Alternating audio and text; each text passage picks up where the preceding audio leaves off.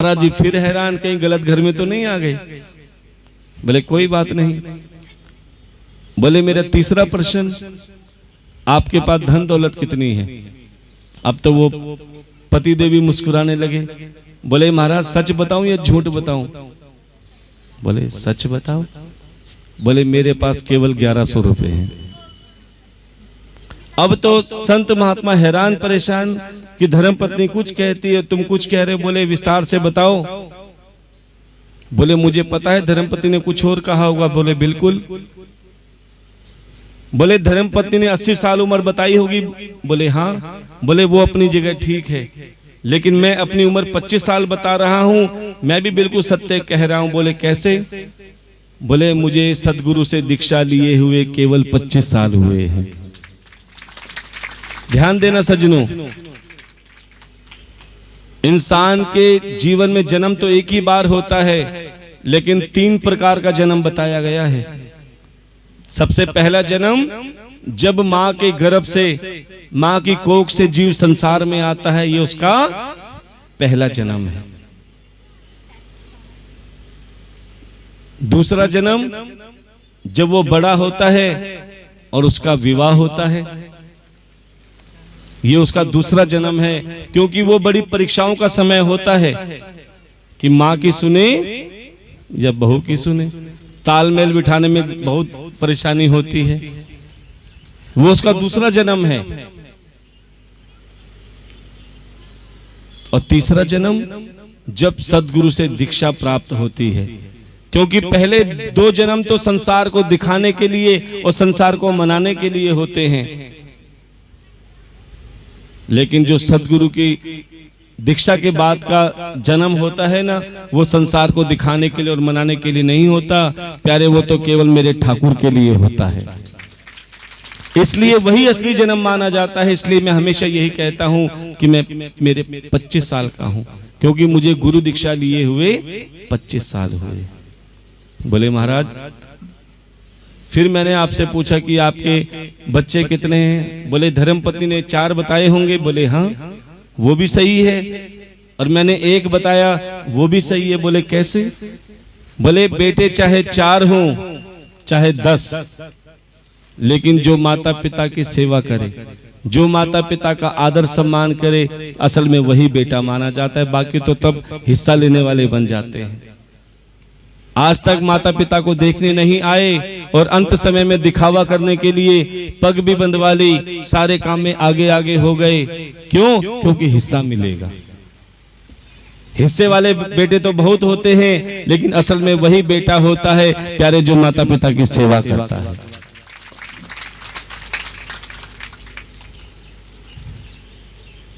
और तीसरा प्रश्न था कि तुम्हारे पास धन दौलत कितनी है? बोले धर्मपत्नी ने करोड़ों रुपए बताई होगी, क्योंकि उसके पास करोड़ों रुपए हैं, लेकिन उसके नहीं हैं। बोले कैसे? बोले कोई बैंक में रखे होंगे, कोई लॉकर में रखे होंगे, कोई अलमारी में रखे होंगे, ये उसके नहीं हैं। मैंने 1100 रुपए बोले हैं, ये मेरे हैं, क्योंकि मैं भंडारे में अभी 1100 रुपए दे के आया हूं।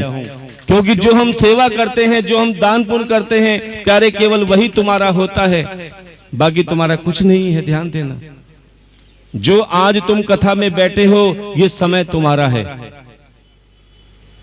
जो तुम कथा में सेवा कर रहे हो, वो तुम्हारा अपना है, बाकी तुम्हारा कुछ नहीं है। अरे घर में कोई रोग हो जाता है, कोई भयानक एक्सीडेंट हो जाता है, जब इंसान उस भयानक रोग से, एक्सीडेंट से बच जाता है, तो लोग क्या कहते हैं? कुछ लिया दिया। और ये लिया दिया क्या है? जो तुम कथा सुन रहे हो, जो तुम गौ को भोजन खिला रहे हो, ब्राह्मण को तुम अपने घर में बुला के, संत महात्मा को तुम चरण डलवाते हो, प्यारे यही तुम्हारा सत्कर्म है, यही तुम्हारी सेवा है। और प्यारे आज की हुई सेवा ही प्रारब्ध होती है, ये तुम्हारा एफडी बन जाती है। एफडी का मतलब फिक्स डिपॉजिट। जैसे तुम बैंक में पैसा जमा कराते हो, लाख जमा कराया तो 1,10,000 मिलेगा, वो भी 7 साल बाद। लेकिन अगर तुमने यहाँ पर 10 रुपए की भी सेवा की है, तो ना जाने कब मेरा ठाकुर किसी ना किसी रूप में तुम्हारे लाख रुपए भी दे दे, तो भी कम है। क्योंकि भगवान कहते तू 2 हाथ से सेवा कर, मैं 1000 हाथ से तेरे भंडार भरने में देर नहीं लगाऊंगा। लेकिन कभी सेवा करके ये मत कहना कि मैंने की है। जहां मैं आ गया वहां पे फिर तुम किसी काम के नहीं। यही कहो कि हे ठाकुर, मैं तो बड़ा सौभाग्यशाली हूं कि आपने मुझे सेवा के लिए चुना। मैं बहुत सौभाग्यशाली हूं कि आपने मुझे कथा सुनने के लिए सुना, वरना बाकी मैं इस लायक नहीं हूं। और जिसके हाथों से मेरा ठाकुर सेवा करवाए और उसके मन में अगर अभिमान ना हो कि मैं कुछ नहीं हूं, जो भी करने कराने वाला है मेरा ठाकुर है, मेरा गोविंद है, फिर अब चमत्कार देख लेना। दुनिया की कोई ऐसी ताकत नहीं जो तुम्हारा कोई काम रोक दे, क्योंकि वो काम मेरा तुम नहीं मेरा ठाकुर करेगा। और चमत्कार देखना कि वो अपना नाम भी नहीं, तुम्हारा ही नाम होगा।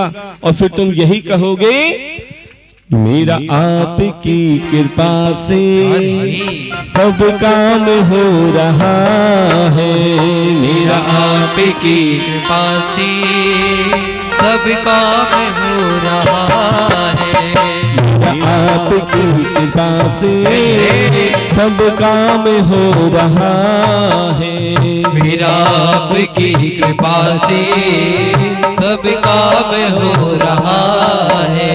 करते हो तुम कन्हैया, मेरा नाम हो रहा है। करते हो तुम कन्हैया, मेरा नाम हो रहा है। मेरा आपकी दया से, मेरा आपकी कृपा से सब काम हो रहा है। आपकी भाव से बोलेंगे, सब काम हो रहा है। जरा दोनों हाथ उठा के तालियों की सेवा में लगाइए।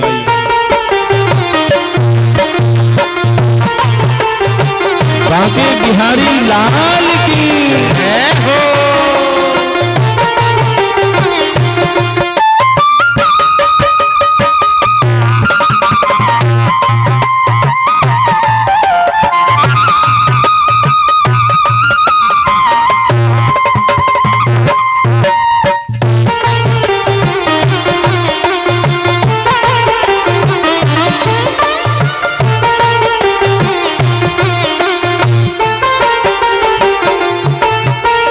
पतवार के बिना ही मेरी नाव चल रही है। पतवार के बिना ही मेरी नाव चल रही है।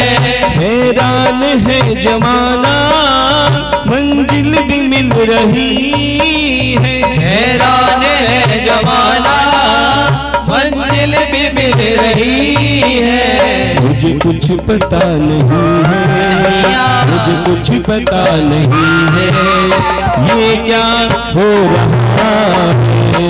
आपकी कृपा से सब काम हो रहा है। मेरा आपकी दया से सब काम हो रहा है।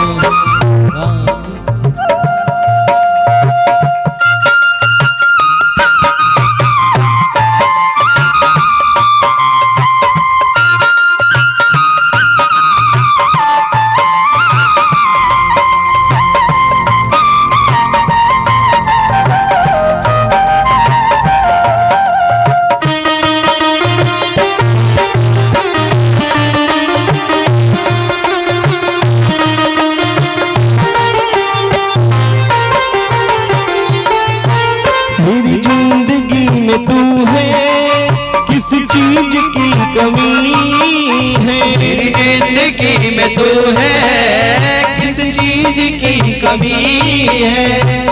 कि प्यारे, एक बार भगवान से कहकर देखो कि मुझे कुछ नहीं चाहिए, केवल तुम्हारा साथ मिल जाए।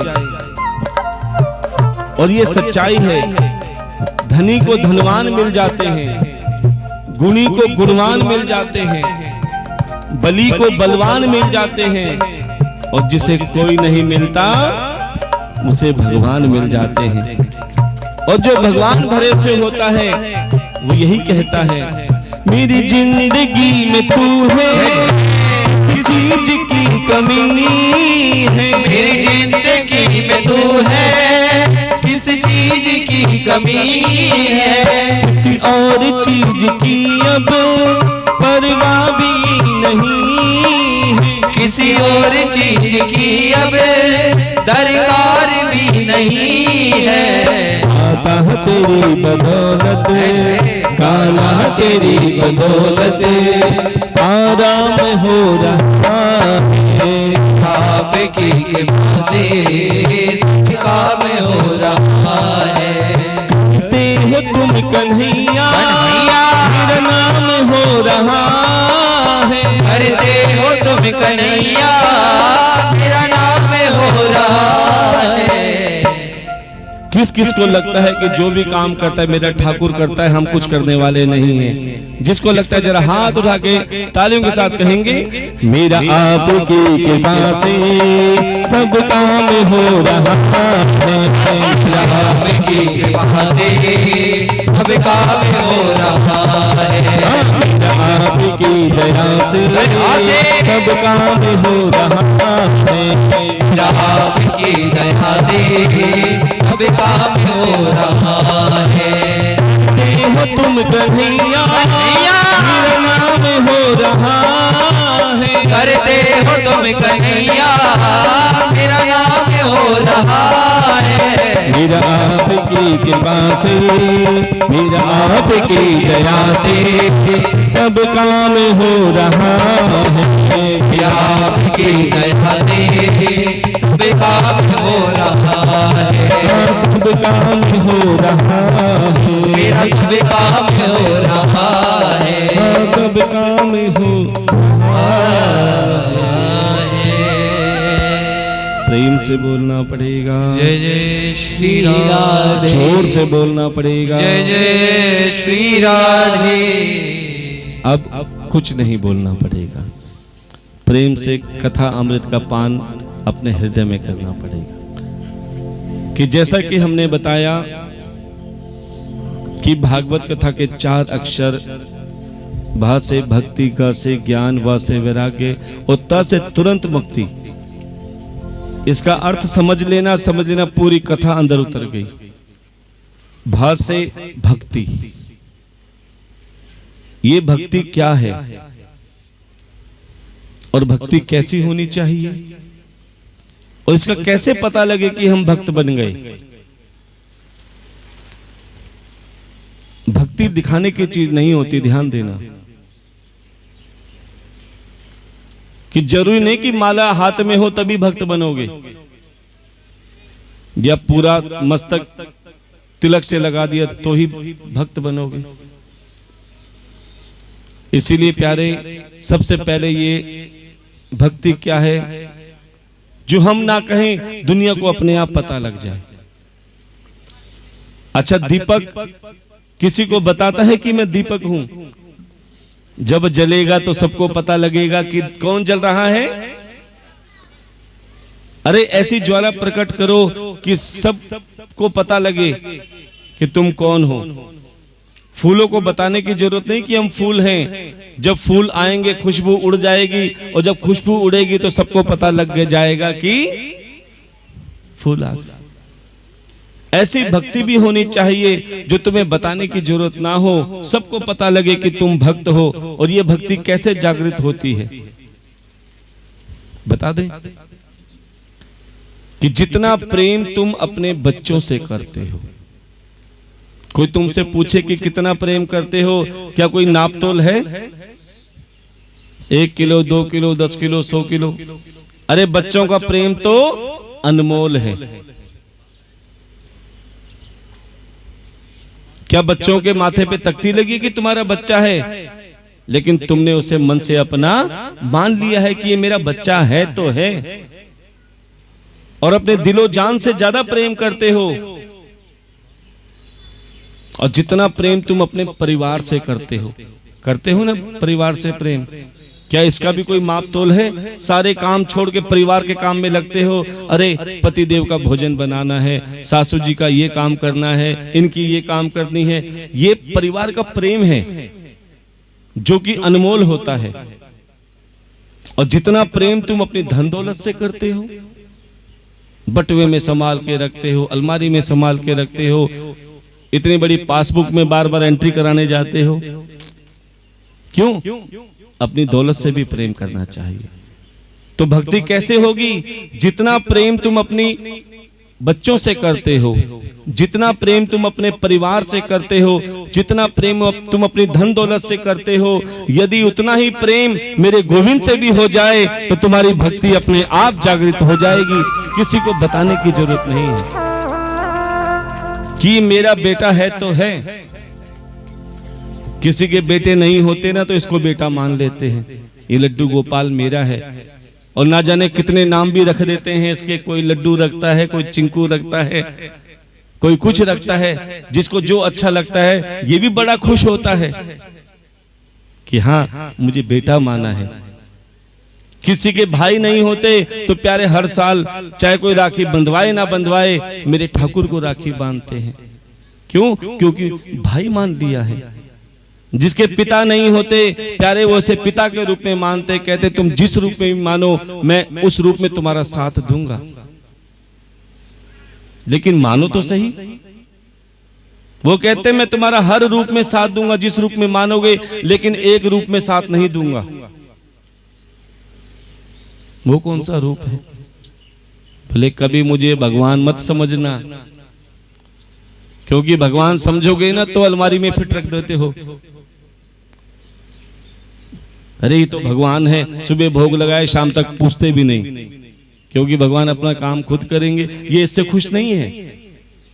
अरे तुम मुझे बेटा समझो, बेटा समझ के प्यार करो, मन की बात करो, भाई बनाओ, पिता बनाओ, सखा बनाओ, लेकिन भगवान मत बनाओ।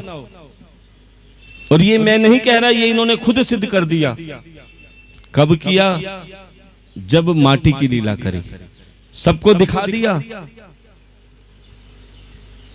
जब छोटे से ठाकुर लल्ला रूप में थे ना, वो माखन की जगह एक दिन माठी खानी चालू कर दी।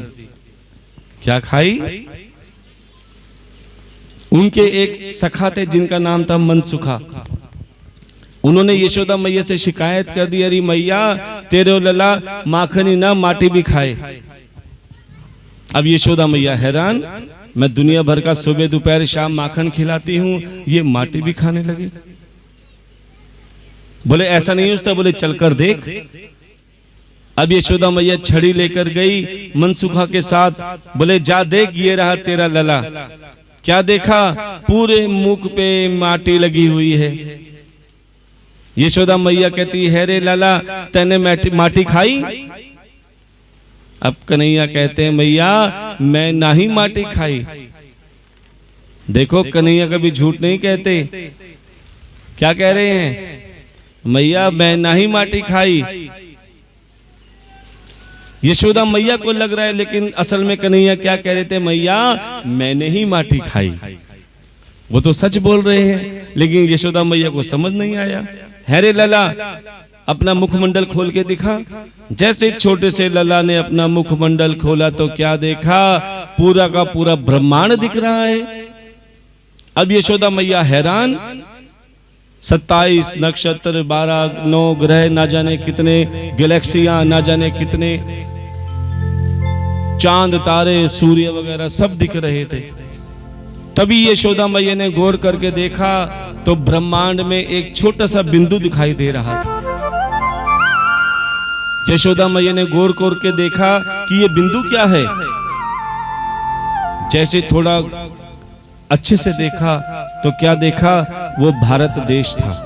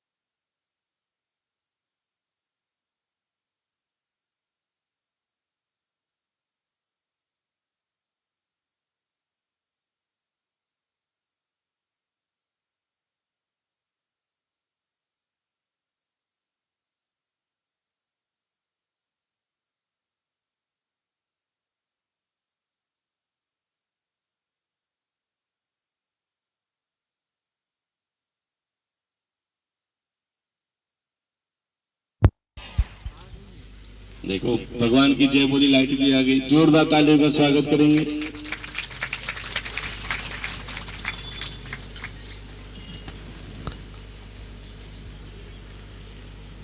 अब पंडित जी पूजा कर रहे हैं। पूजा के बाद में छोटे से बालक ने कहा, पंडित जी ये किसका पूजन कर रहे हैं?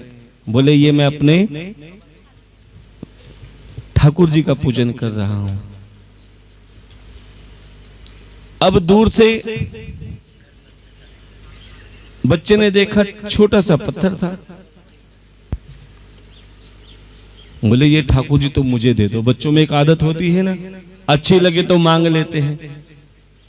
अब तो बच्चा जिद करने लगा, पंडित जी मुझे तो ये ठाकुर जी चाहिए, मुझे ठाकुर जी दे दो। पंडित जी समझा रहे हैं कि बेटा मैं तुझे दूसरा ला दूंगा। बोले नहीं मुझे तो यही चाहिए। रोता रोता घर गया। घर पे माता पिता को बुला लाया। बोले जो पंडित जी पूजा कर रहे हैं मुझे तो वही ठाकुर जी चाहिए। अब पंडित जी को रात को नींद नहीं आई, क्योंकि बच्चा रोज आने लगा और रोज यही बात कहता कि मुझे तो ये ठाकुर जी चाहिए। अब एक बार पंडित जी ने उपाय सोच ही लिया, इस बच्चे से कैसे छुटकारा पाऊं। अब पंडित जी नदी में स्नान करने गए और वहां पर गोल पत्थर उठा लाए, बड़े वाला, उस पे पेंट कर दिया, काला बन गया। अब उसे भी सजा के आंखें वहां के लगा के और उसकी भी पूजा करने लगे। अब वो बच्चा आया, उसने देखा ओहो आज तो 2 हो गए। अब पंडित जी को लगा कि ये वही बात कहेगा कि मुझे ठाकुर जी दे दो। बोले बेटा मैं तेरे लिए लेके आया हूं, लेकिन एक बात कहता हूं कि आज मैं राजा को भी लेके आया हूं। बोले राजा कौन? बोले बड़े वाले राजा जी हैं और ये छोटे वाले सेवा करने वाले हैं। क्योंकि पंडित जी चाहते थे कि ये छोटे वाला मेरे पास ही रहे, लेकिन बच्चों में एक आदत होती है कि ज्यादा वाली चीज ज्यादा अच्छी लगती है। अब बच्चे ने सोचा मुझे तो राजा जी ही चाहिए। अब वो मान गए। अब छोटे से बालक को वो बड़ा पत्थर दे दिया। तो पंडित जी ने अपना पिंड छुड़वा लिया, ठीक है, लेकिन उसके भी नियम बताए कि देखो बेटा आप ले तो रहे हो, लेकिन इसने स्नान ध्यान पूजन बड़े प्रेम से करना, इसे भोग लगाना और ये भोग लगा ले तभी खाना। अब प्यारे घर से वो 4 रोटी बना के लेके आए छोटे से बालक, और अपने जो खेत था उस पे एक पेड़ के नीचे उस पत्थर को स्थापित कर दिया। और जैसे पंडित जी को देखते थे थोड़े फूल चढ़ा दिए, जल चढ़ा दिया। अब जैसे भोग लगाने की बारी आई तो फल फ्रूट तो थे नहीं, गिनती की 4 रोटी थी। बोले प्रभु भोग लगाओ तो मैं भी खा लूं। अब पत्थर कहां भोग लगाने के लिए आए। अब तो जिद करने लगे, प्रभु जब तक तुम नहीं खाओगे तो मैं भी नहीं खाऊंगा। एक दिन बीत गया, वो छोटा सा बालक घर ही नहीं गया। माँ बाप आए, देखा कि उस पत्थर के आगे बैठा, वही 4 रोटी रखी। माँ बाप जिद करने लगे, बेटा घर चल। बोले जब तक नहीं चलूंगा, जब तक ये ठाकुर जी मेरा भोग नहीं स्वीकार करेंगे, और तब तक मैं भी नहीं खाऊंगा। 1 दिन हुआ, 2 दिन हुए, 4 दिन हो गए। अब तो उस बालक के प्राण निकलने वाले थे, क्योंकि छोटा सा बालक 4 दिन से भूखा, लेकिन जिद पक्की। कहते हैं अगर तुम्हारी अच्छे काम के लिए जिद है तो भगवान को अपने नियम भी बदलने पड़ते हैं। क्या भगत के वश में है भगवान, भगत के वश में है भगवान, भगत के वश में है भगवान, भगत के वश में है भगवान। भक्त बिना ये कुछ भी नहीं है, भक्त बिना ये कुछ भी नहीं है, भक्त बिना ये कुछ भी नहीं है, भक्त बिना ये कुछ भी नहीं है। भक्त है इसकी जान, भगत के वश में है भगवान, भगत के वश में है भगवान। अब तो 4 दिन हो गए, लेकिन उस बालक ने जिद नहीं छोड़ी। अब तो प्यारे वो भी ग्वाले बन के आए, किसान बन के आए। बोले बेटा मैं ही तेरा ठाकुर हूं। अब बालक छोटे से थे, उन्हें क्या पता। बोले ठीक है, मुझे बहुत जोर से भूख लग रही है, मुझे कुछ खिलाओ। बोले अपने आप खा लो, मेरी तो हिम्मत नहीं है। अब क्या हुआ, 2 रोटी ठाकुर रूपी किसान ने खा ली। अब ठाकुर जी भी भूखे परीक्षा लेना चाह रहे थे। जैसे तीसरी रोटी उठाई, अचानक उस बच्चे में जान आई। उसे रोटी छीनी। बोले तुम्हें शर्म नहीं आई? 4 दिन से मैं भी तो भूखा हूं। मैं 4 रोटी इसीलिए लाया था कि 2 तुम्हें खिलाऊंगा और 2 मैं खाऊंगा। अब तुम मेरे हिस्से की भी क्यों खा रहे हो? भगवान ने कहा ठीक है, तू राजी हो ले। अब प्यारे, अब उस धन्ना ने कहा कि तुम मेरे सखा बन के रहो, मेरे साथ ही।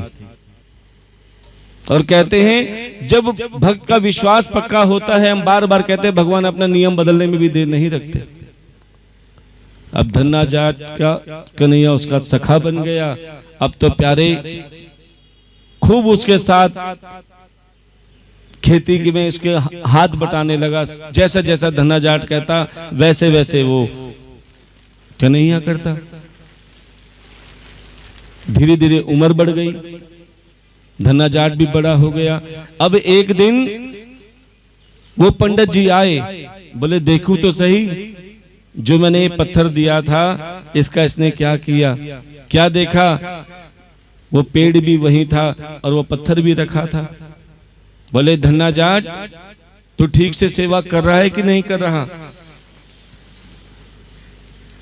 बोले अपने ठाकुर से ही पूछ लो। बोले कहाँ है? बोले देखो वो काम कर रहा। अभी अभी भेजा था हल चराने के लिए। बोले कहाँ है? बोले वो रहा, वो देखो वो रहा। अब पंडित जी देख रहे कहाँ है, पंडित जी को कुछ नहीं दिख रहा। अब बार बार वो दिखाए, बार बार पंडित जी कहे तू क्या पागल हो गया है? अब उस पंडित जी ने ध्यान लगाया कि वाकई इसको दिख रहा है, तभी कुछ बोल रहा है। तभी उसकी आंखों में आंसू आए कि मुझे आज कितने साल हो गए पूजा पाठ करते हुए, आज तक भगवान ने मुझे दर्शन नहीं दिए। तभी आकाशवाणी हुई कि पंडित जी एक बार इस सच्चे भगवान के प्रेमी को गले लगा लो, तुम्हें भी भगवान के दर्शन हो जाएंगे। उस पंडित जी ने उस धन्ना जाट को जैसे ही गले लगाया, प्यारे मेरे ठाकुर हल चलाते हुए से दिखना चालू हो गए। क्या अर्थ है, जब भगवान के किसी प्रेमी का तुम सम्मान करते हो, भगवान कहते हैं तुम मेरी सेवा मत करो, लेकिन जो मेरे भगवान के भक्तों की, मेरे भगवान के सेवादारों की, मेरे भगवान के संतों की सेवा करते हैं, समझ लो मेरी सेवा हो जाती है। अरे मुझे भोग लगाओ या मत लगाओ, मुझे कोई परवाह नहीं।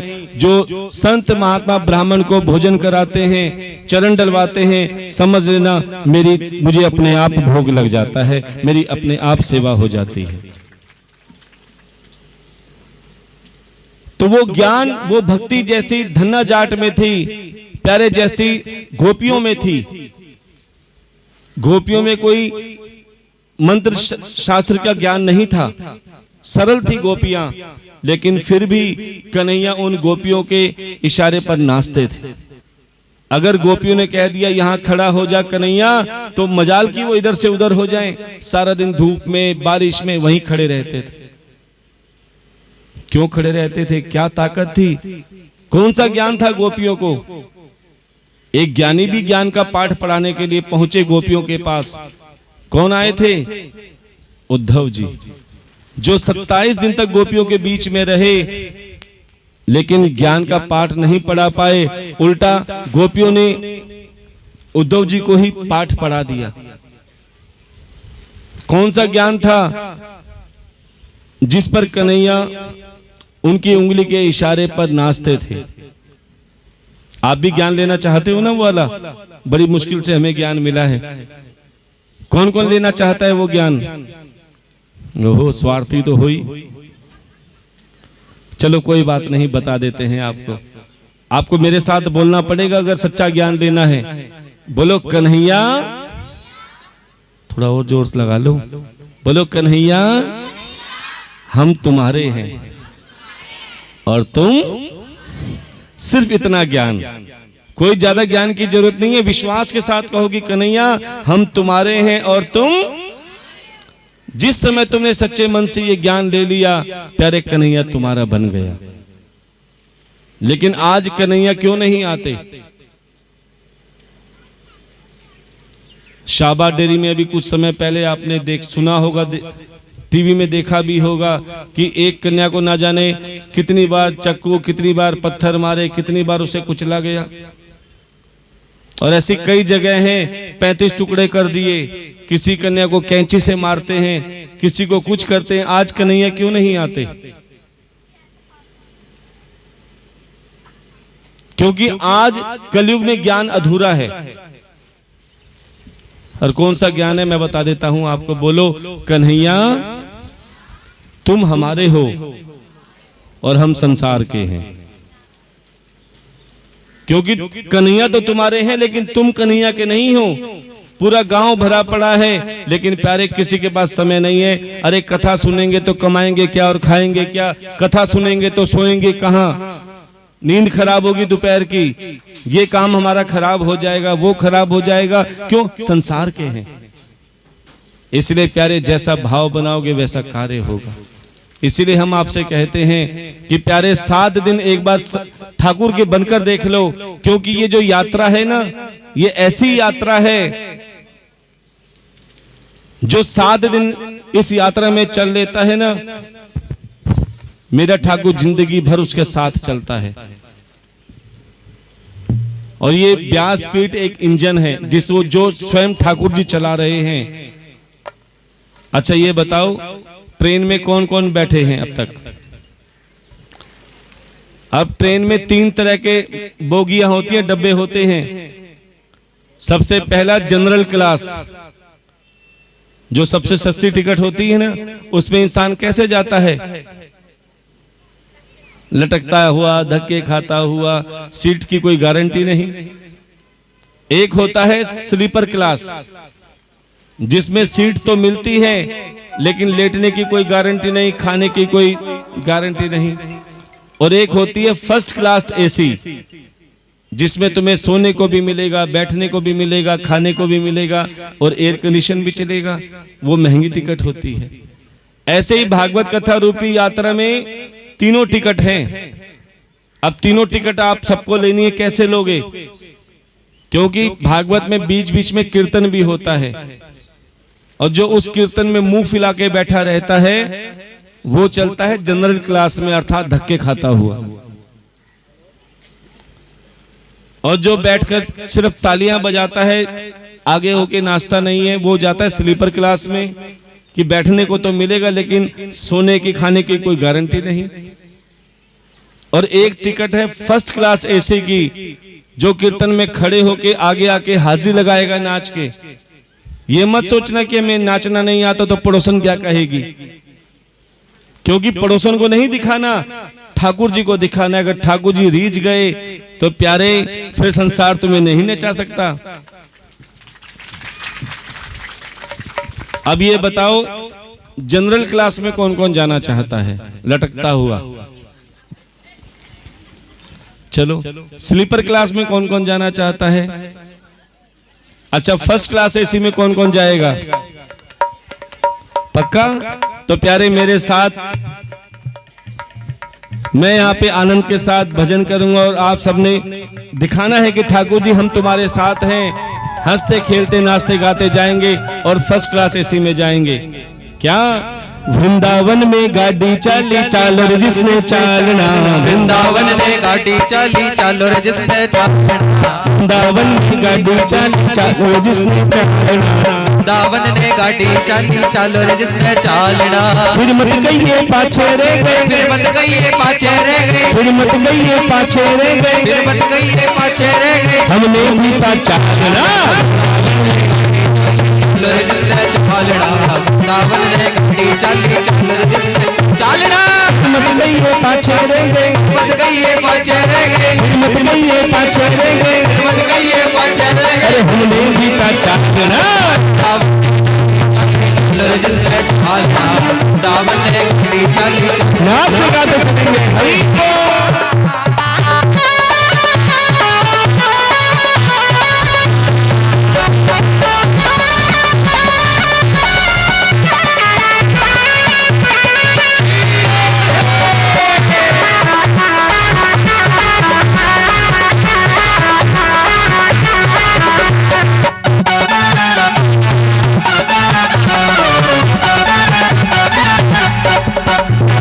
उस गाड़ी में वो चाले जिसे नाजी से प्यार हो गाड़ी में वो चाले जिसे उस गाड़ी में वो चाले जिसे नाजी से प्यार हो गाड़ी में वो चाले जिसे कान्हा जी से प्यार हो किस किस को कान्हा जी से प्यार है मुझे लगता है जो बैठे हुए उनको पड़ोसन से प्यार है जिसको पड़ोसन से प्यार है वो बैठे रहो जिसको कान्हा जी से प्यार है हाथ बढ़ेंगे इस गाड़ी में वो चाले जिसे कान्हा जी से प्यार हो गाड़ी में वो चाले जिसे कान्हा जी से प्यार हो जिसे कान्हा जी से प्यार हो कान्हा जी से प्यार हो कान्हा जी से प्यार हो कान्हा जी से प्यार हो और चालन को भी प्यार हो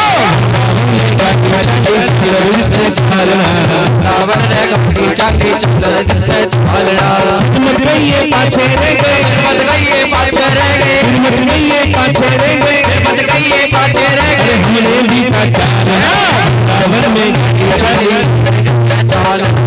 रावण ने गाड़ी चाली चल रे जिसने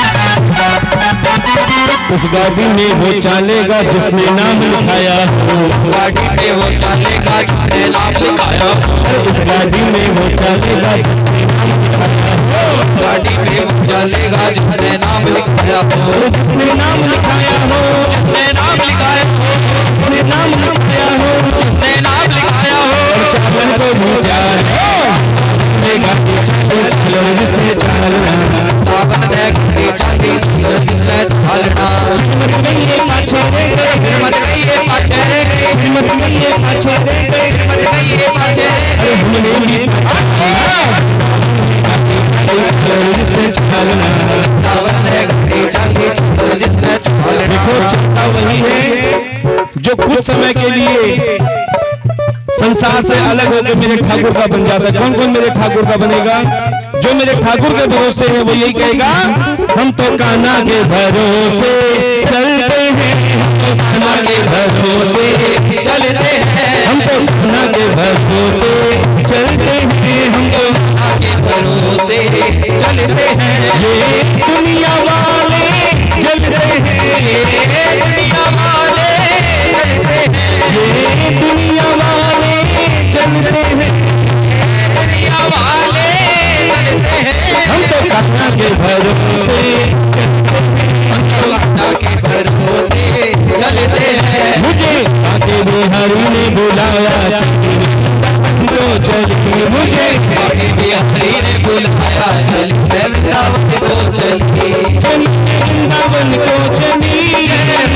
चली मैं वृंदावन को चली चली मैं वृंदावन को चली चली मैं वृंदावन को चली मुझे आगे बिहारी ने बुलाया मैं वृंदावन को चली मुझे आगे बिहारी ने बुलाया चल वृंदावन को चलिए वो काला काला कवे गुजरी काला काला मेरे गुजरी नकल कल कल कवे गुजरी काला काला काला मेरे गुजरी वो मत काली काज कर कर गले मोरनी रुदल करे मोरनी रुदल करे गले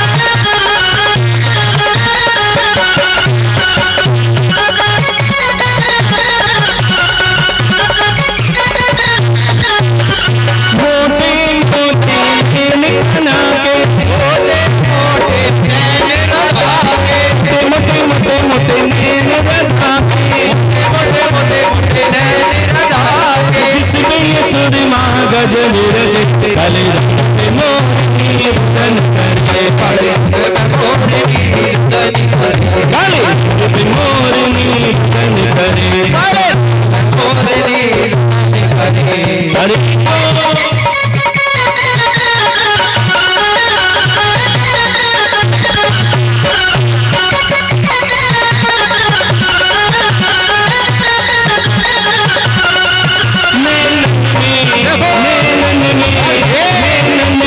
शाम समाए गो मोहि प्रेम करो लगाए गो धरती में शाम समाए गो मोहि प्रेम करो लगाए गो शाम समाए गो मोहि प्रेम करो लगाए गो में शाम समाए गो मोहि प्रेम करो लगाए गो लुट जाई शाम तोर कन्न में शाम तोर लुट जाई शाम तोर रन पे शाम तोर रन पे हरि बोतो हरि मधुर मधुर मुस्काए गो मोहि प्रेम करो लगाए गो धरती में शाम समाए गो मोहि प्रेम करो राधे राधे राधे राधे राधे राधे वृंदावन में राधे राधे वृंदावन में राधे राधे नंदगांव में गाँव में राधे राधे बरसाने में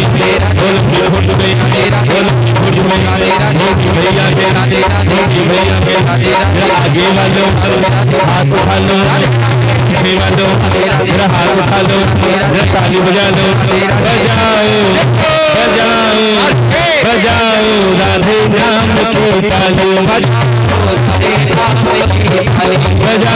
राधे नाम की ताली सबके संकट दूर करेगी सबके संकट पूरी करेगी बरसाने खाली बजाओ अब आपने नहीं बोलना आपने बोलना जय हो बजाओ बजाओ बजाओ राधे नाम की ताली बजाओ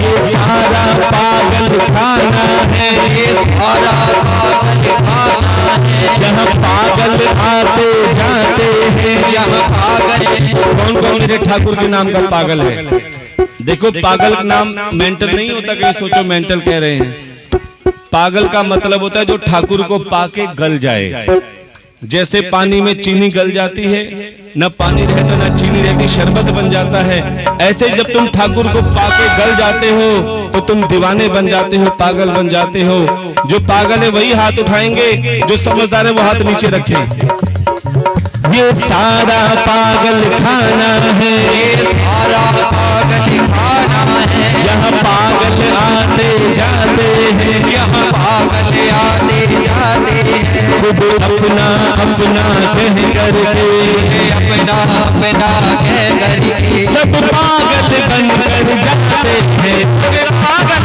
बनकर जाते हैं कोई पागल है धन दौलत का पागल है धन दौलत का कोई झूठी रिश्तेदारी का रिश्तेदारी का सच्चा पागल है वो है यहाँ पागल है जो पागल बाके बिहारी का पागल के बिहारी का जो पागल बाके बिहारी का पागल के बिहारी का और पागलों की मस्ती अलग होती है जैसे शराबियों की मस्ती होती है ना पीने के बाद खुद बुद खो बैठते हैं अरे वो मस्ती तो एक दो दिन की होती है ये मस्ती इतनी जल्दी चढ़ती नहीं और चढ़ जाए तो फिर तो क्या कहते हैं पिला दे पिला दे पिला दे शाम नाम की मस्ती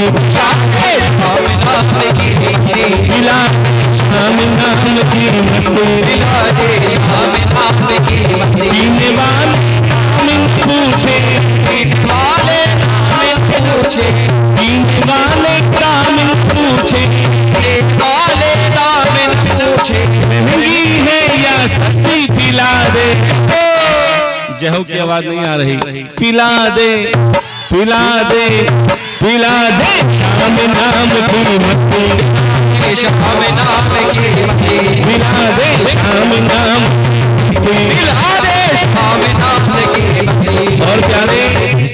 मस्ती उन्हीं को मिलती है जो मेरे ठाकुर से प्रेम करते हैं।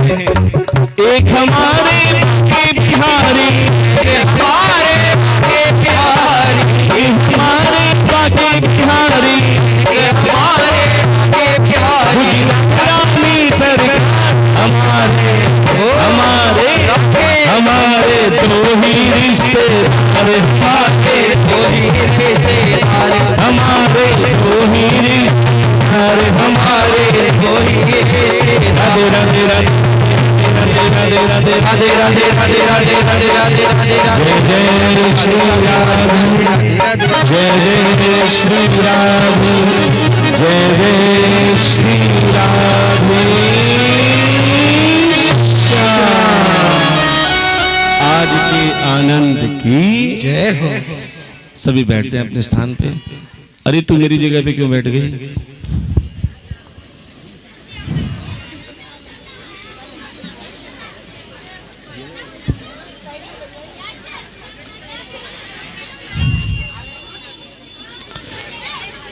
ये बच्चों को बिठा लो बेटा। प्रेम से बोलना पड़ेगा, अब कुछ नहीं बोलना पड़ेगा, शांति से कथा में प्रवेश करना पड़ेगा। अच्छा पहले तो ये प्रेम से बताओ, आपको आपके भाई की बेटे की भाषा समझ में तो आ रही है? किस किस को आ रही है और किस किस को आनंद नहीं आ रहा? चलो अगर आपको आनंद आ रहा है तो समझ लेना मेरे ठाकुर जी भी आपके आसपास ही है, क्योंकि तभी ठाकुर जी आते हैं जब आनंद आता है। तो प्यारे, कि भा से भक्ति हो गई, ग से ज्ञान भी मिल गया। ज्ञान क्या है? हम तुम्हारे हैं और तुम। जब आप कन्हैया के कन्हैया आपके हैं तो फिर आपके अंदर वैराग उत्पन्न हो जाएगा। वैराग का मतलब होता है तुम्हें संसार से ज्यादा इच्छाएं नहीं रहेंगी। बेटा बच्चों को चुप करा दो हनी, क्योंकि इच्छाएं दुख का कारण होती हैं। जिस पर तुम उम्मीद रखते हो ना, और जब उम्मीद टूटती है कि हमने तो ऐसा सोचा था हमारा बेटा ऐसी सेवा करेगा, लेकिन वो तो छोड़ के चला गया, तब दुख होता है। तो फिर वैराग हो जाता है कि ऐसे बेटों से क्या फायदा, इससे अच्छा तो मैं अपने गोविंद की सेवा कर लेता। और ये सच्चाई बता दें कि जिनसे तुम प्रेम करते हो ना, ये सब स्वार्थी हैं। जब तक तुम्हारे साथ स्वार्थ है, जब तक प्रेम है, और जहां स्वार्थ खत्म प्रेम भी खत्म। चलो आपको उदाहरण देते हैं, क्योंकि उदाहरण से जल्दी समझ में आता है। एक माता पिता 4 बेटों को पाल लेते हैं, पूरी जिंदगी उनके सुख दुख के लिए लगा देते हैं कि कोई परेशानी ना हो, इस बेटे का मकान बन जाए, उस बेटे का भी मकान बन जाए। लेकिन जब उसी माता पिता की जब मृत्यु होती है,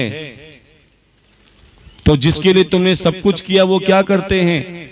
तुम्हारे पुराने कपड़े बहा देते हैं, तुम्हारे पुराने बिस्तर बहा देते हैं, लेकिन जो तुम्हारे नाम मकान के कागज होते हैं वो भी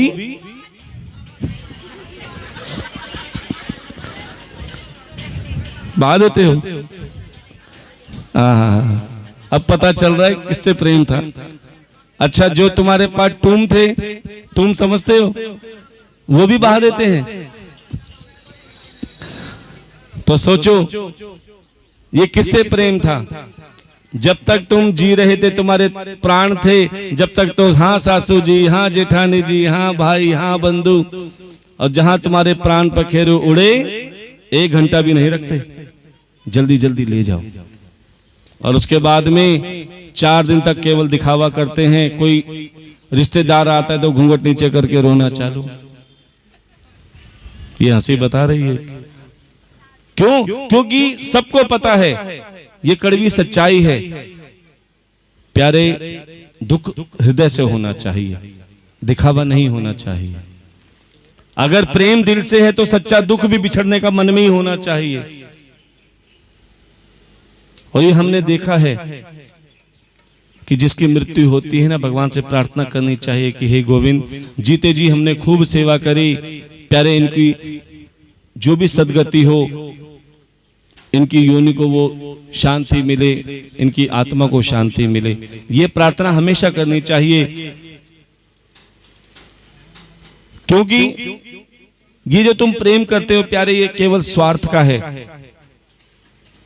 और सच्ची बात बताएं, जिसकी मृत्यु होती है, जो जितना ज्यादा रोता है ना, क्यों रोता है? उसका उतना स्वार्थ होता है। कभी आपने देखा किसी की मृत्यु हुई और पड़ोसी कोई रोया हो? क्यों? उससे क्या मतलब? जिसका जितना ज्यादा प्रेम होगा, स्वार्थ होगा, उतना ज्यादा। तो जब तुम्हें भगवान से भक्ति हो जाएगी कि संसार सिर्फ दिखावे का है, स्वार्थ का है, तो तुम्हारे अंदर वैराग जाग जाता है, किसी के प्रति कुछ पाने की इच्छा नहीं रहती। उसे कहते हैं वैराग, कि अब ठाकुर जी मेरा जीवन तुम्हारे लिए। इसीलिए हम कहते हैं जीते जी जो सेवा करनी है कर लो, क्योंकि तुम्हारी जीते जी की गई सेवा तुम्हारे काम आएगी। कोई गारंटी नहीं कि तुम्हारे बच्चे तुम्हारे मरने के बाद भी तुम्हारा संस्कार भी ढंग से कराएं। करोड़ों की प्रॉपर्टी छोड़ के जाते हैं माता पिता, जब मृत्यु होती है उन्हीं के बच्चे पंडित जी से कहते हैं पंडित जी सस्ते में काम चला लो।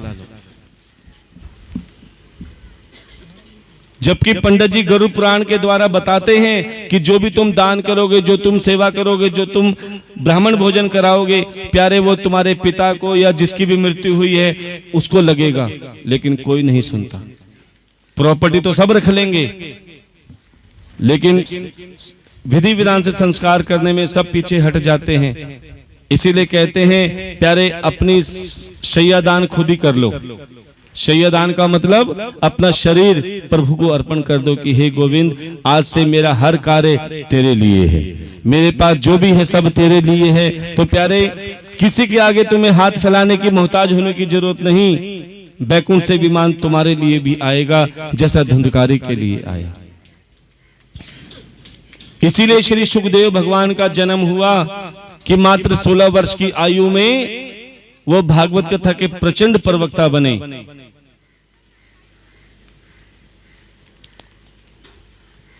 और इसी भागवत कथा का ज्ञान नारद जी ने ज्ञान वैराग्य और भक्ति को भी दिया। इसी ज्ञान वैराग्य भक्ति ने जब नारद जी से कहा कि नारद जी, इस भागवत कथा को सुनकर किस किस का उद्धार हुआ, तब नारद जी ने कहा कि भागवत कथा का उद्धार इंसानों का तो होता ही है, लेकिन जिस स्थान पर कथा होती है वहां पर कई जीव जंतु भी ऐसे होते हैं जिन्हें कोई देख नहीं पाता। आप यहां हो, चींटियां भी चल रही हैं, मकोड़े भी चल रहे हैं, कई बार गाय भी आ जाती है, कई बार नंदी भी आ जाते हैं, कई बार कुत्ते भी आ जाते हैं। प्यारे, उनके कानों में भी जब ये भागवत कथा के अमृत पान होता है तो उनकी भी मुक्ति हो जाती है। कि एक बार हम कथा कह रहे थे, तभी एक कुत्ता रोज आता था, लोग उसे भगाते थे। क्यों? क्योंकि उसके सिर पे जख्म था, मक्खियां भिन भिनाती थी, कोई उसे अपने पास आने नहीं देता था। हम कहते थे इसे छोड़ दो, वो आता था और सीधा व्यासपीठ के नीचे बैठ जाता था। और जब तक कथा रहती थी व्यासपीठ के नीचे सुनता था। 7 दिन तक उसने कथा सुनी और प्यारे, जैसे ही 7वां दिन संपूर्ण हुआ, प्यारे उसकी मृत्यु हो गई। हम कहते उसकी मृत्यु नहीं हुई प्यारे, उसकी मुक्ति हो गई। क्यों? क्योंकि वो मुक्ति पाने के लिए आता था। इसीलिए हम आपसे कहते हैं प्यारे, आप जीते जी मुक्त हो जाओ। अगर आपने कथा को श्रवण कर लिया, उसे जीवन में अमल कर लिया,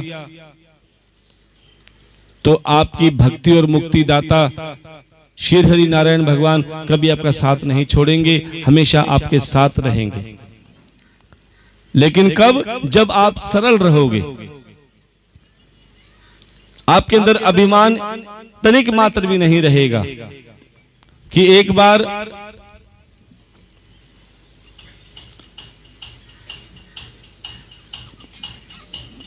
दुर्योधन, जब महाभारत हो रही थी और दुर्योधन में अभिमान था। अच्छा, हम आपको बता देते हैं कि 80% घरों में महाभारत हो रही है।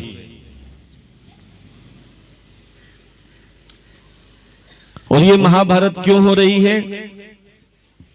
क्योंकि 80% घरों में महाभारत के 4 पात्र अर्थात 4 कलाकार हैं। और महाभारत के 4 मुख्य कलाकार कौन कौन से हैं? बड़े ध्यान से सुनना। सबसे पहला धृतराष्ट्र, कौन? दूसरा दुर्योधन, तीसरा दुशासन और चौथा द्रौपदी। ये पहले भी थे और आज भी है घरों में, जिसकी वजह से महाभारत हो रही है हर घर में। 80%, 20% इसलिए हम छोड़ देते हैं कि किसी किसी घर में सतयुग भी है,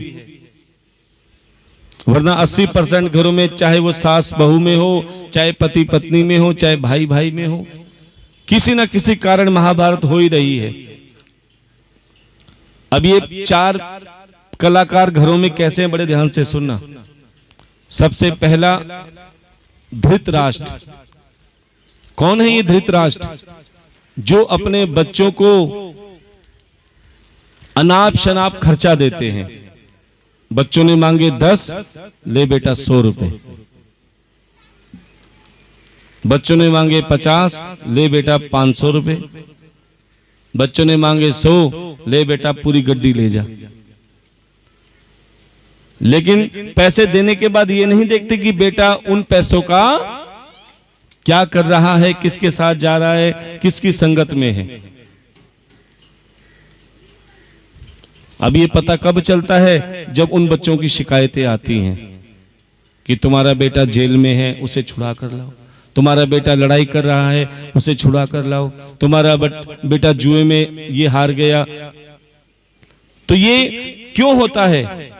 ये उस बेटे की कमी नहीं है, उन धृतराष्ट्र रूपी माता पिता की कमी है, जो आंख पे पट्टी बांधकर अपने बच्चों को अनाप शनाप खर्चा दे रहे हैं।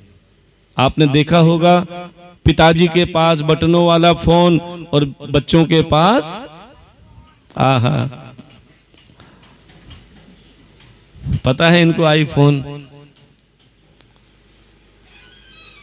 अब प्यारे वो बच्चे आईफोन या जो भी महंगे फोन लेके 12 बजे तक, 1 बजे तक, 2 बजे तक लगे रहते हैं और माता पिता की हिम्मत नहीं उनसे पूछ ले कि क्या देख रहे हो। उनके पास एक ही बहाना है, पिताजी ऑनलाइन काम कर रहे हैं। अब ऑनलाइन वो जाने या भगवान जाने। आजकल के बच्चे उल्लू बन रहे हैं, ध्यान देना। उल्लू कैसे होते हैं? जो दिन में तो रात में तो जागते हैं और दिन में 12 बजे तक, 1 बजे तक, 2 बजे तक रात को जागते हैं। दिन का कुछ पता ही नहीं। जिस टाइम लोगों का लंच का टाइम होता है, उस टाइम उनका उठने का टाइम होता है। और उसके बाद जब वो बच्चे बड़े भी हो जाते हैं और कब परेशान करते हैं, जब माता पिता को उनसे उम्मीदें होती हैं, तब वही बच्चे क्या कहते हैं? तुमने हमारे लिए किया ही क्या है। इसलिए प्यारे ऐसे धृतराष्ट्र मत बनो। आजकल के बच्चे धुंधकारी बन रहे हैं 80% घरों में, ध्यान देना। क्यों बन रहे हैं? क्योंकि चाहते तो सब है कि हमारे बच्चे राम जैसे बने। कौन कौन चाहते हैं हमारे बच्चे राम जैसे बने? ओहो, सिर्फ चाहते ही रहना, बनाना मत। चलो आपकी छोटी सी परीक्षा ले लेते हैं, पता चल जाएगा कि बच्चे धुंधकारी क्यों बन रहे हैं। किन किन के घर में रामायण की ग्रंथ रखा हुआ है? बस इतने सारे बैठे और 8-10 जन ने हाथ उठाए रखो जिनके हाथ घरों में है। अब कितने माता पिता ने अपने बच्चों को ग्रंथ पढ़ने के लिए दिया है? ईमानदारी से चलो, उसमें से भी आधे हो गए। पूरी पढ़ी, बहुत अच्छी बात है। तभी तो मैंने 20% छोड़ दिए। अब गिनती के 10 जनों ने हाथ उठाए, उसमें से 5 जनों ने हाथ नीचे कर लिए कि कभी पढ़ाई नहीं, सिर्फ अलमारी में ही बंद है। और फिर तुम कहते हो कि हमारे बच्चे राम जैसे नहीं बनते। प्यारे मोबाइल अपनी अलग चीज है। कभी बच्चों को मंदिर ले जाया करो, कभी सत्संग में, कभी कथा में ले जाया करो। और प्यारे 10 बात सुनेंगे तो प्यारे एक दिन में नहीं, एक ना एक दिन जरूर राम जैसे बन जाएंगे। उसके बाद बारी आती है दुर्योधन की। दुर्योधन कौन है? जो अपने माता पिता की संपत्ति पर आग गड़ाए। दुर्योधन कहता था ना कि मैं अपने भाइयों को 1 गज भर भी जमीन नहीं दूंगा। आज भी यही हाल है। पिता पुत्र को, पुत्र पिता को मार रहा है, भाई भाई का कत्ल कर रहा है, भाई भाई को जहर देकर मार रहा है। किसके पीछे? संपत्ति के पीछे, प्रॉपर्टी के पीछे। देखकर कलेजा हिल जाता है, कांप जाता है। क्या इस जमाने में कलेजा तक हिला देते हैं लोग। इस जमाने में कलेजा तक हिला देते हैं लोग। सगे भाई को जहर हंस के पिला देते हैं लोग। सगे भाई को जहर हंस के पिला देते हैं लोग। इस जमाने में कलेजा तक हिला देते हैं लोग। इस जमाने में कलेजा तक हिला देते हैं लोग। सगे भाई को जहर हंस के पिला देते हैं लोग। सगे भाई को जहर हंस के पिला देते हैं लोग।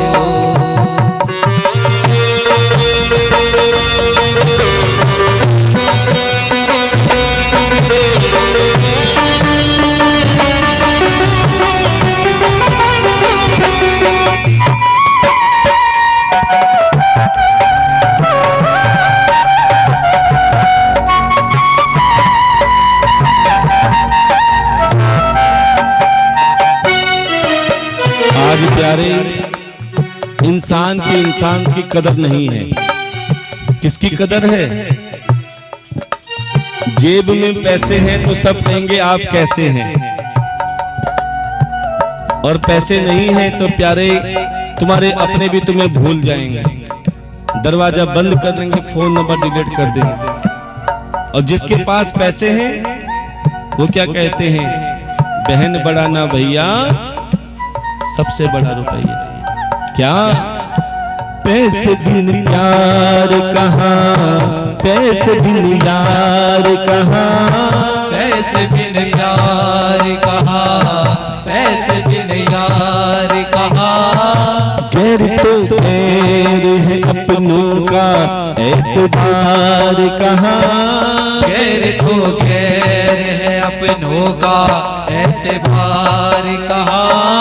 बैठ कर दिल में राज दिल का चुरा लेते हैं लोग। बैठ कर दिल में राज दिल का चुरा लेते हैं लोग। सगे भाई को जहर हंस के पिला देते हैं लोग। सगे भाई को जहर हंस के पिला देते हैं लोग।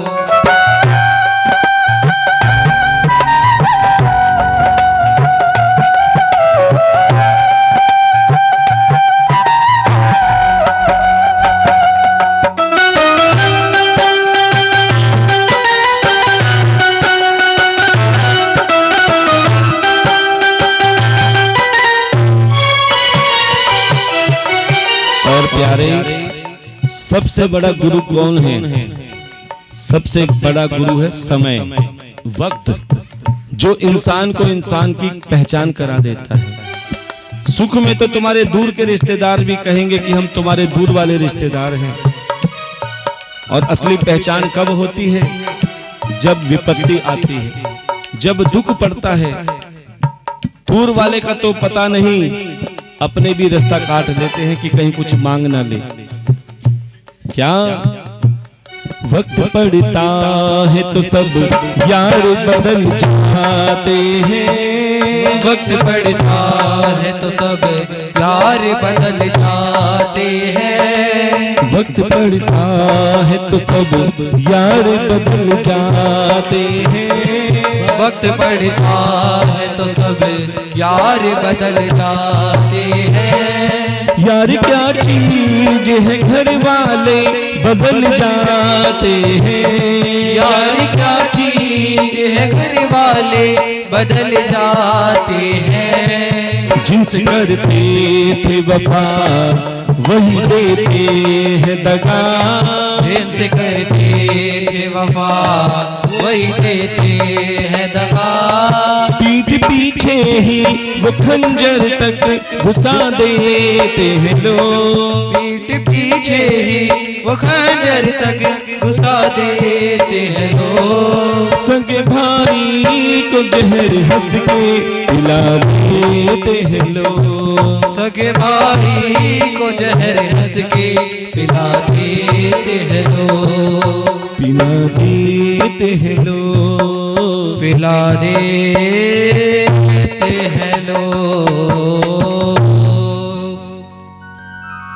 और प्यारे, उसके बाद दुशासन, जिसने भरी सभा में द्रौपदी का चीर हरण किया, वस्त्र हरण किए, उस समय कन्हैया बचाने आ गए थे। लेकिन आज इसलिए नहीं आते कन्हैया कि पहले दुशासन भी एक था और द्रौपदी भी एक थी। आज आप देखते हो दुशासन हर गली में, हर नुक्कड़ में, हर मोहल्ले में, और तो और कई घरों में भी है, जिनकी वजह से महिलाएं और कन्याएं ना बाहर सुरक्षित हैं ना घर में सुरक्षित हैं। और प्यारे, उसके बाद बारी आती है द्रौपदी की, जो भी एक महाभारत का कारण बताया गया है। कहते हैं जो बिना सोचे समझे बोल दे। द्रौपदी ने एक शब्द बिना सोचे समझे दुर्योधन को कहा था, क्या? अंधे का पुत्र अंधा, जिसकी वजह से ये पूरी महाभारत हुई। और महाभारत में दुर्योधन झुकने को तैयार नहीं। देखो, गलती भी कर रहा है, पाप भी कर रहा है, फिर भी झुकने को तैयार नहीं। और कहते हैं जो झुकता नहीं है वो टूट जाता है। महाभारत में भीमसेन की गदा से दुर्योधन की जांग टूट गई। अब दुर्योधन ने अश्वत्थामा से कहा कि अश्वत्थामा, जब तक पांडव के शीश काट के नहीं लाके दोगे तब तक मेरे मन को शांति नहीं मिलेगी। अब तो अश्वत्थामा पांडव के महल में गए। अंधेरे के कारण देख नहीं पाए कि पांडव सो रहे हैं या उनके पुत्र। प्यारे, अंधेरे में पांचों पांडव के पुत्रों के शीश काट दिए। और वही शीश जब दुर्योधन के पास लेकर गए, दुर्योधन ने जैसे ही देखा कि पांडव के बजाय पांडव के पुत्रों के शीश हैं, दुर्योधन चिल्ला पड़े, अरे अश्वत्थामा, तूने ये क्या कर दिया? माना कि मैं बहुत बड़ा पापी हूं। देखो, दुर्योधन भी कह रहे हैं कि मैं पापी हूं, लेकिन जो तुमने पाप किया है वो माफी के काबिल नहीं। मैंने तुमसे पांडव के शीश लाने को कहे थे, तुम उनके पुत्रों के शीश ले आए, इसका भुगतान तुम्हें करना पड़ेगा। क्या हुआ? द्रौपदी, जिनके पांचों पुत्र सूर्य उगने से पहले अपने माता पिता के चरण छूने के लिए आया करते थे, आज सूरज पहले आ गया लेकिन पुत्र नहीं आए। अब द्रौपदी को चिंता सताई कि मेरे पुत्र कुशल तो हैं, आज तक ऐसा नहीं हुआ। चलो मैं चलती हूं अपने पुत्रों के पास। जैसे ही द्रौपदी अपने पुत्रों के पास गई तो क्या देखा? पुत्र तो है ही नहीं, उनके लहू लुहान बिना शीश के धड़ पड़े हुए हैं। सोचो उस समय नजारा देखकर द्रौपदी का क्या हाल हुआ होगा कि एक मां अपने बच्चों का जरा सा दर्द भी बर्दाश्त नहीं कर सकती। दिल तड़प जाता है बच्चों का दर्द देखकर।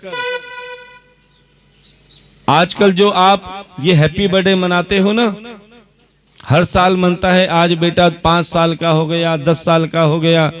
असल में हैप्पी बर्थडे एक ही दिन मना था, बाकी हैप्पी बर्थडे नहीं मनता। कब मना था हैप्पी बर्थडे? जब वो बच्चा पैदा हुआ था, उस समय बच्चा रो रहा था और मां हंस रही थी।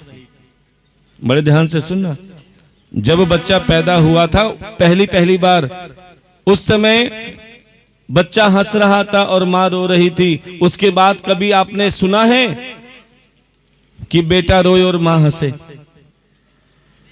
क्योंकि उस समय संसार में आने की खुशी थी, और संसार में आने के बाद जब बच्चा दुखी होता है तो प्यारे मां तड़प जाती है। अब जैसे द्रौपदी ने देखा, रोने लगी, बिलखने लगी, पुत्र पुत्र कहने लगी, तभी अर्जुन को पता चला ये दुष्ट कार्य अश्वत्थामा ने किया है। तभी अर्जुन ने द्रौपदी से कहा कि तुम चिंता मत करो, जब तक मैं अश्वत्थामा को तुम्हारे चरणों में गिरा के उसका मस्तक नहीं काटूंगा, तब तक मेरे मन को शांति नहीं मिलेगी और मैं अन्न जल ग्रहण नहीं करूंगा। वही अर्जुन अश्वत्थामा को पकड़कर द्रौपदी के चरणों में गिराया, और जैसे ही तलवार से मारने जा रहे थे, द्रौपदी हाथ जोड़कर खड़ी हो गई, हे प्रभु इसे मत मारो। अरे द्रौपदी, जिस अश्वत्थामा ने हमारे 5 पुत्रों की निर्मम हत्या करी है, तुम उसे जीवन दान दे रही हो।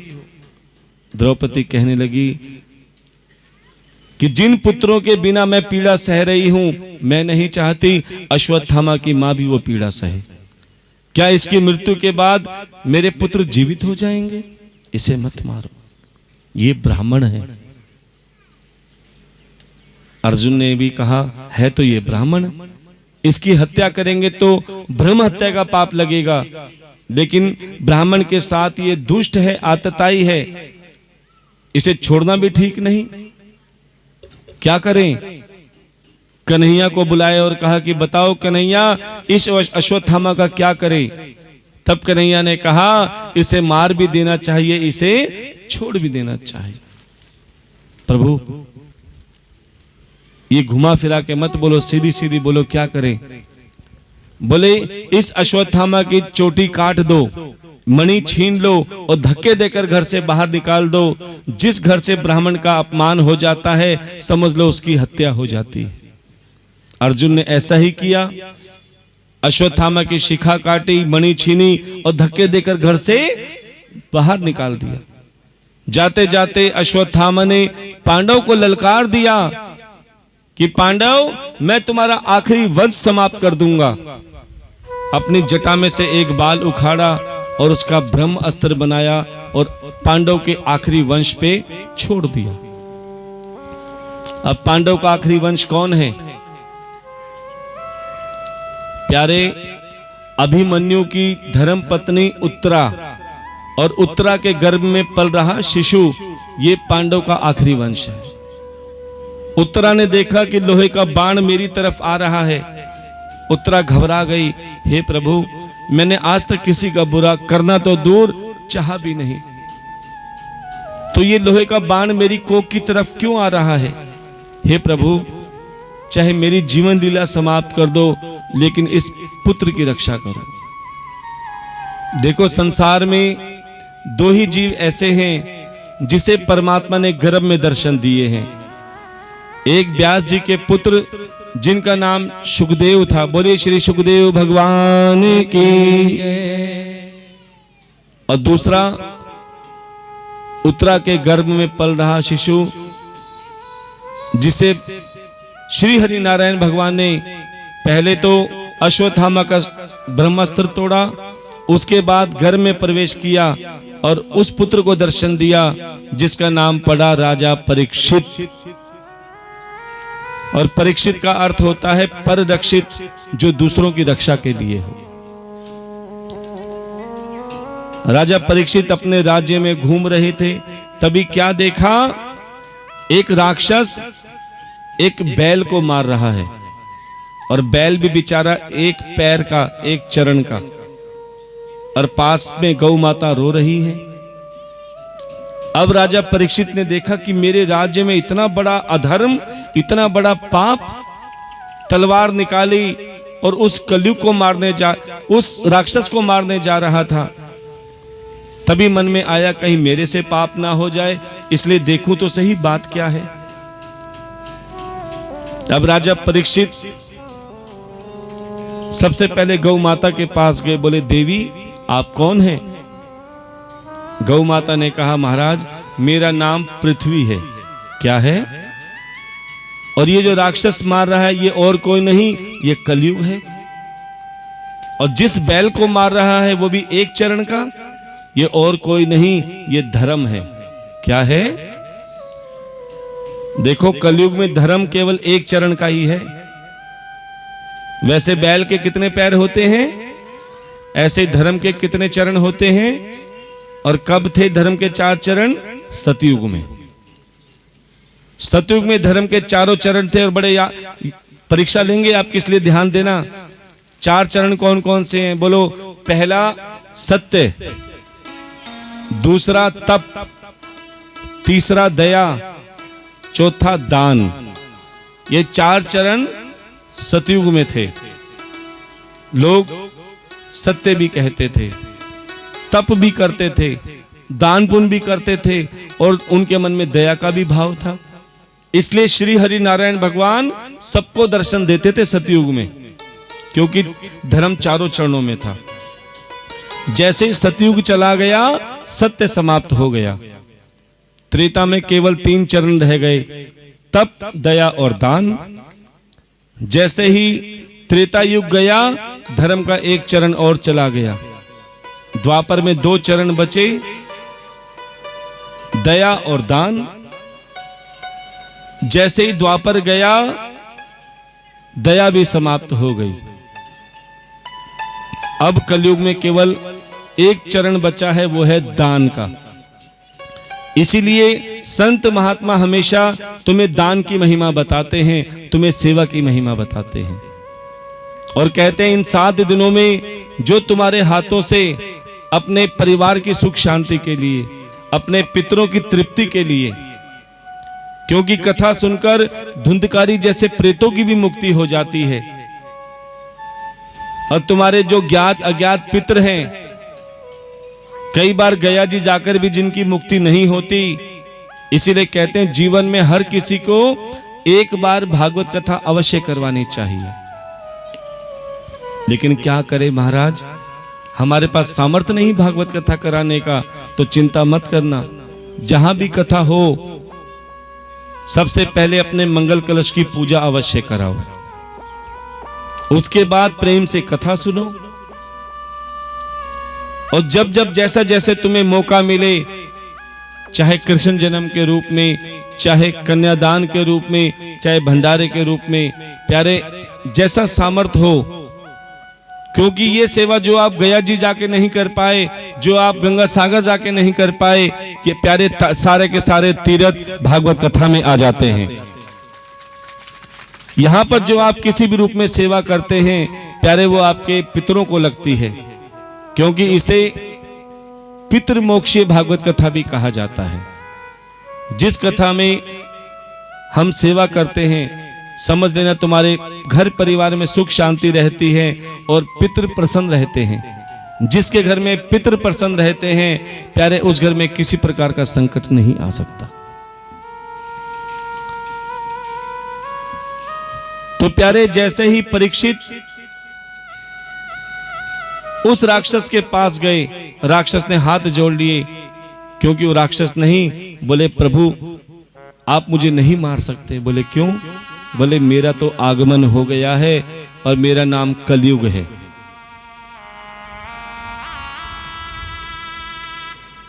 और आप मेरे को सिर्फ रहने के स्थान दो। अब राजा परीक्षित ने सोचा कि मैं ऐसे कौन से स्थान दूं, मेरे यहां तो कोई धर्म होता नहीं कोई। तब राजा परीक्षित ने कलयुग को 4 स्थान दिए कि कलयुग में तुम्हें 1 नहीं 4 स्थान देता हूं। सबसे पहला स्थान जहां मदिरा पान हो, जहां मदिरा पी जाए या पिलाई जाए, कहते हैं जहां पर आपस में मदिरा पान करते हैं वहां पर कब झगड़ा हो जाए कुछ पता नहीं, क्योंकि वहां पर कलयुग का वास बताया जाता है। दूसरा स्थान जहां पे जुआ खेला जाए, जहां पे 5-7 जने बैठ के जुआ खेलते हैं ना, वहां भी चक्कू छुरी कब चल जाए कुछ पता नहीं, क्योंकि वहां भी कलयुग का वास बताया गया है। तीसरा पर स्त्री गमन, जहां पराई स्त्री को बुरी नजर से देखा जाए। आज आप समाचारों में सुनते हैं खेतों में लाश पड़ी है, नाली में लाश पड़ी है, कहां पड़ी है, सब पर स्त्री गमन का चक्कर है। चौथा जहां पर दया ना होती हो। आज आप देख रहे हो कि पहले 2 जनों की लड़ाई होती तो तीसरा बचाने के लिए आता था, लेकिन आज सरेआम चक्कू छुरी चल रहे हैं। कोई बचाने आता है?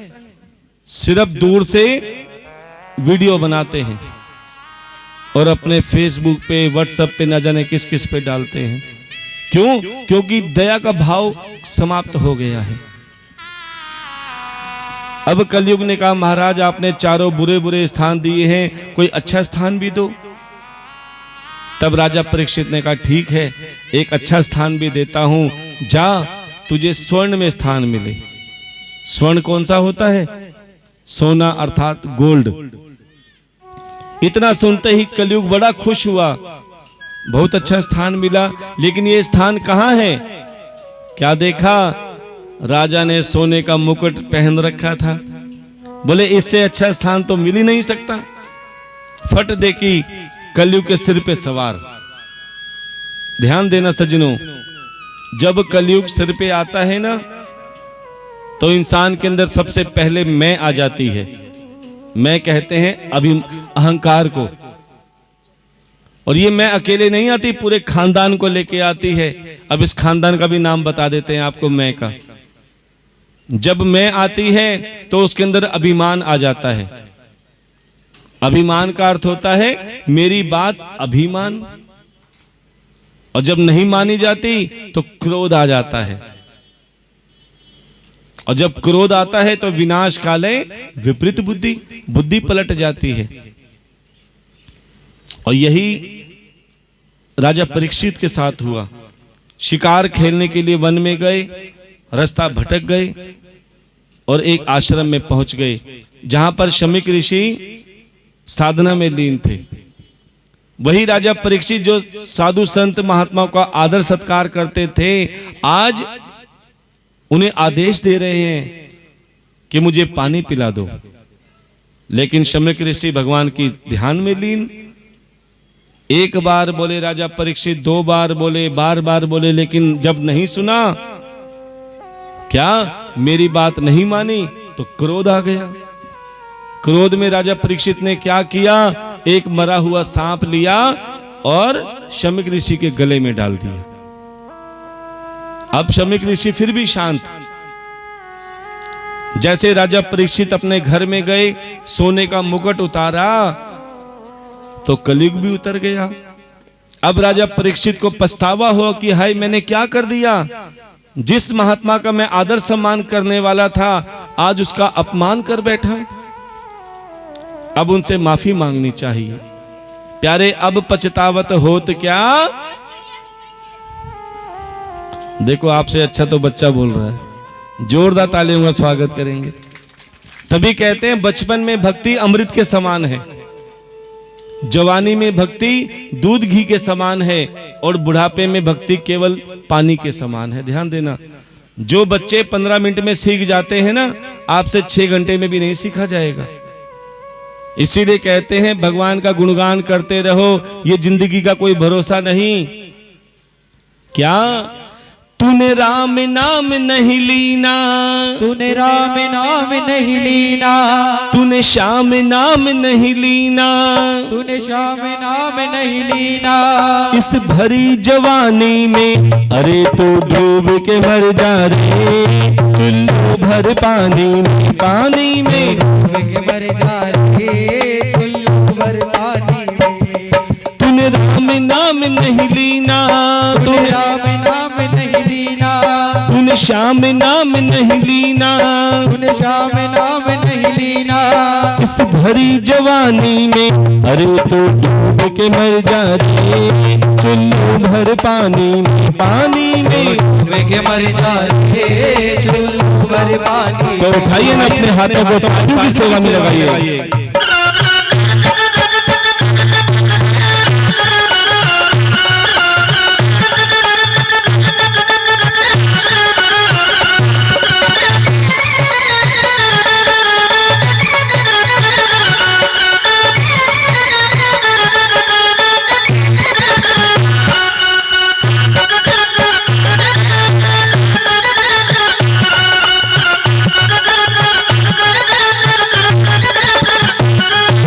सच्ची भक्ति है, भक्ति में शक्ति है, सच्ची भक्ति है, भक्ति में शक्ति है।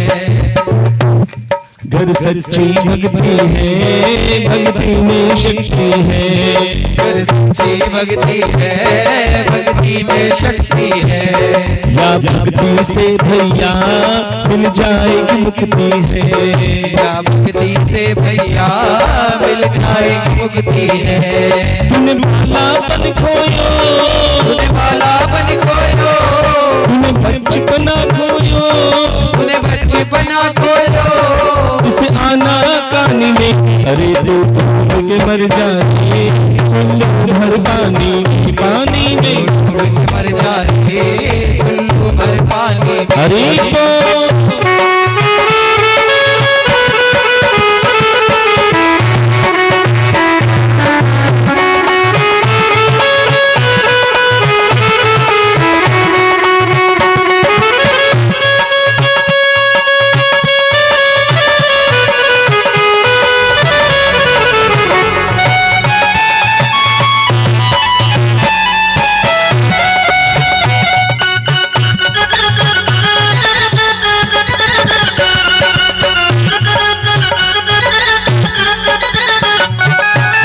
और प्यारे, इस संसार में भगवान ने तुम्हें भेजा है और देखो उसकी काउंटिंग कितनी अच्छी है, उसका हिसाब कितना बढ़िया है। खाली हाथ भेजता है, कर ले तो कितने गुना भाग करेगा, मेरे इतने बढ़ गए, इतने बढ़ गए, लेकिन जब वापस बुलाता है सब कुछ सब बराबर कर देता है। क्या लायो आटी में मिल जाएगो माटी में, क्या लायो आटी में मिल जाएगो माटी में। क्या लायो आटी में मिल जाएगो माटी में, अरे क्या लायो आटी में मिल जाएगो माटी में। एक दिन काया तेरी कस जाएगी काठी में, एक दिन काया तेरी कस जाएगी काटी में। इसीलिए कहते हैं कुछ कमा के ले जा रे, कुछ कमा के ले जा रे, कुछ बचा के ले जा रे, कुछ बचा के ले जा रे। प्यारी जिंदगानी में अरे तो डूब के मर जा रे, चुल्लू भर पानी में, पानी में डूब के मर जा रे, चुल्लू भर पानी में। डूब के मर जा रे, चुल्लू भर पानी में। तू करता मेरा मेरा यह कुछ नहीं तेरा मेरा, तू करता मेरा मेरा यहाँ कुछ नहीं है तेरा। क्यों करता मेरा मेरा यह कुछ नहीं तेरा मेरा, क्यों करता मेरा मेरा यहाँ कुछ भी नहीं है तेरा। एक दिन होगा भैया तेरा मरघट पे डेरा, एक दिन होगा भैया तेरा मरघट पे डेरा। कुछ कमा के ले जा रे, कुछ कमा के ले जा रे, कुछ बचा के ले जा रे, कुछ बचा के ले जा रे। प्यारी जिंदगानी में अरे तू डूब के मर जा रे, चुल्लू भर पानी में, पानी में डूब के मर जा रे, चुल्लू भर पानी में। डूब के मर जा रे, चुल्लू भर पानी में। प्रेम से बोलना पड़ेगा। जय जय श्री राधे। अब प्यारे, जैसे ही राजा परीक्षित जिसने कलयुग को सब कुछ दिया, 4 स्थान भी दिए लेकिन नहीं माने, स्वर्ण स्थान भी दिया जिसका प्रायश्चित उन्हें क्या देखा कि वो जैसे ही शमीक ऋषि को, हाँ बिल्कुल,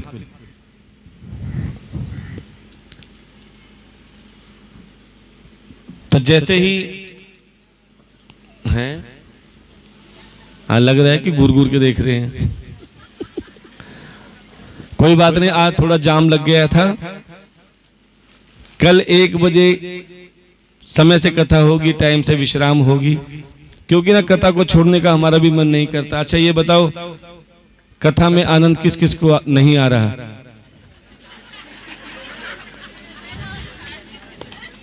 अच्छा एक बार वो हाथ उठाओ, वो हाथ उठाओ जो जबरदस्ती बैठे हैं। चलो बहुत अच्छी बात है। कहते हैं जिसको कथा में आनंद आता है ना, विश्वास मानो वो यहाँ से खाली हाथ नहीं जाता, मेरे ठाकुर को साथ लेके जाता है। तो कल हमने आपको बताया था आप सभी ने संत बनना है। किस किस ने 2 जनों को निमंत्रण दिया? बहुत अच्छी बात है। कहते हैं निमंत्रण दो, आना ना आना, बुलाना ना बुलाना ठाकुर के हाथ में है। हाँ, इसके 2 फायदे हैं कि अगर आपने निमंत्रण दिया, किसी को लेकर आए, तो जो तुम्हारे साथ आए हैं ना, उनका कुछ फल तुम्हारे अकाउंट में चला जाएगा। तो आइए सभी मिलकर आरती करते हैं। और कल कथा का समय तो एक